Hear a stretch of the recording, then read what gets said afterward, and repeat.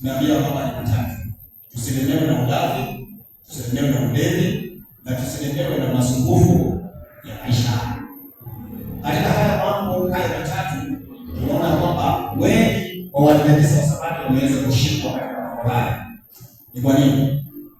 Wakati historia dunia inayoelekea kufungwa, ndivyo laana ya Mungu inazidi kuwa duniani, na ndivyo nchi inaomboleza, ndivyo ardhi inaomboleza, na kwa hivyo kunakuwa na shida duniani, shida katika mapato na katika gharama ya kupanda kwa maisha.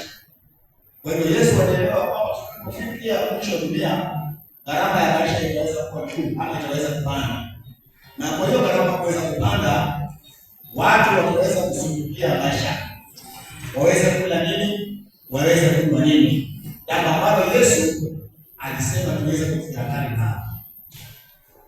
Ninazungumza hilo kwa sababu leo ilikuwa ni siku ya Sabato. Si ajabu kuja kwamba kuna wengi wa Waadventista wa Sabato kazini. Wengi miongoni mwa Waadventista wa Sabato wa kazini. Ni kwa nini wako kazini leo?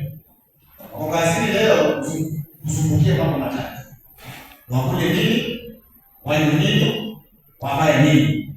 Haya mambo matatu ndio yanawafanya leo waweze kuiasi sheria ya Mungu, waingie kazini, jambo ambalo Yesu alituonya.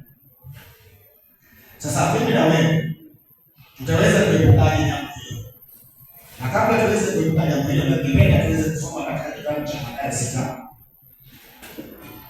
Mathayo 6 kuanzia mstari wake ni wa 24. Mathayo 6 mstari wake wa 24. Hakuna mtu awezaye kumtia mabwana wawili. Hakuna mtu awezaye kumtia mabwana wawili. Kwa maana atamchukia huyu na kumpenda huyu. Kwa maana atamchukia huyu na kumpenda huyu. Ama atashikamana na huyu na kumdharau huyu. Ama atashikamana na huyu na kumdharau huyu. Hamwezi kumtumikia Mungu na mali. Huwezi kumtumikia Mungu na mali. Kwa mfano leo hii, leo ni siku ya ibada. Mungu anahitaji total obedience, na kwamba tuweze kumtii katika siku ya leo na tuweze kujumuika katika ibada. Lakini pia kuna bwana mwingine ambaye anaitwa mali. Kwa hivyo leo hii kuna watu tayari washafanya maamuzi, wale ambao